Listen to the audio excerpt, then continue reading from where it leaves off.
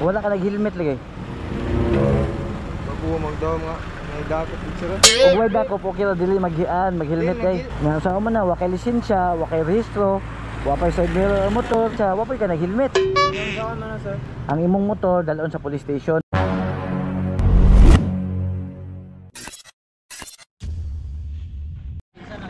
Oo. Asa nakitan? Dito atong kuan. Dito nakitan. Mo ra nagipiyot anang kuan. Original ra ba? Sige sige ako lang i-post ni. Sige, lawat sir. Damat dol. Ito. Okay, sa tagiyan niyo. Pangitalang sa Tagbilaran Police Station. Ako ito over dito. Salamat dala. So mo to mga kasikop no, kung kisa itong nawala ng plate number diha, murag sa motor gid ni siya, gi-turn over na ako ni siya sa Tagbilaran City Police Station. Kunya kung gusto niyo ni makuha, pakitaan niyo ang proof. Dala lang mo sa yung ORCR para i-release na mo ninyo ang plate number. Thank you. Salamat, sana kita yan eh. At for today's video, ito pa rin, nag-iikot-ikot tayo. At dito may mga nakasalubong tayo ng mga walang suot na helmet. Yung pangkas mo helmet. Sabak sa tubig. Sining kamot mo tubig, bugat pa yung helmet. Nagitira mo kuwi kapalit. Lisensya o register eh. Wa pa ko lisensya sir, guys pila mo. Nawa, kabalo kay wala kay lisensya. Mao ginakungan sa inyo ha, concern sa inyo ha. Kabalo gimuwa mo lisensya, ngano magpaangkas gyud mo helmet.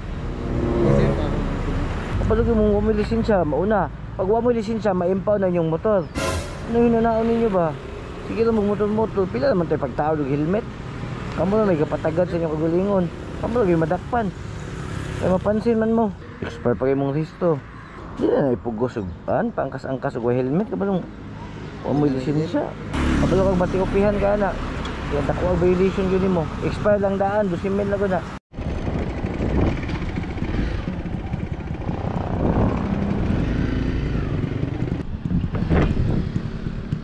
Ano mga nag-helmet?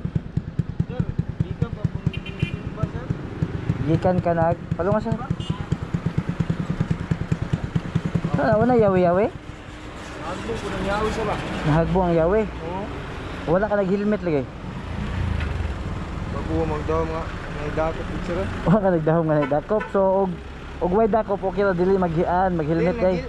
Ako helmet kaso kay dali-dali mo ganang buntag. Dali mo to pa helmet. Naka lisensya lagi. Ay sa karon sir, SP pa lang wa po na madala lagi ang kuan lagi. Ang SP nimo wa po nimo dala. Wala. Lisensya resto. Re-registro ni motor. Bot mo expire man ang registro na. Biya may expire nga resto. Kisa man tagiyan ni day? Kuan man ni kanang gihatag sa kanang Koreano ba? Gihatag sa imo ha? Di magamong motor mo na ako nagamit ay. Gihatag sa Koreano? Tiga asa man ang Koreano ha kaya wa po na hatag og motor. Ay Koreana ba? So dapat og gihatag na po'y papel lagi pang pirmahan lagi. Ay nani papel sir.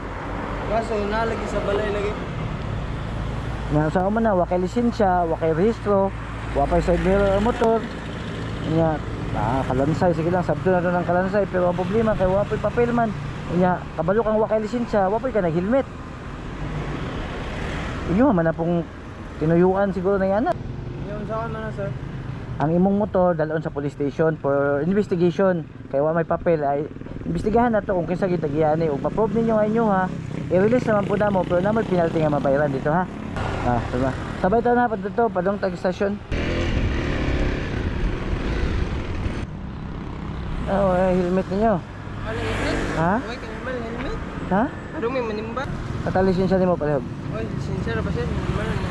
Kung gani problema sa inyo ha ba? Matingala ko.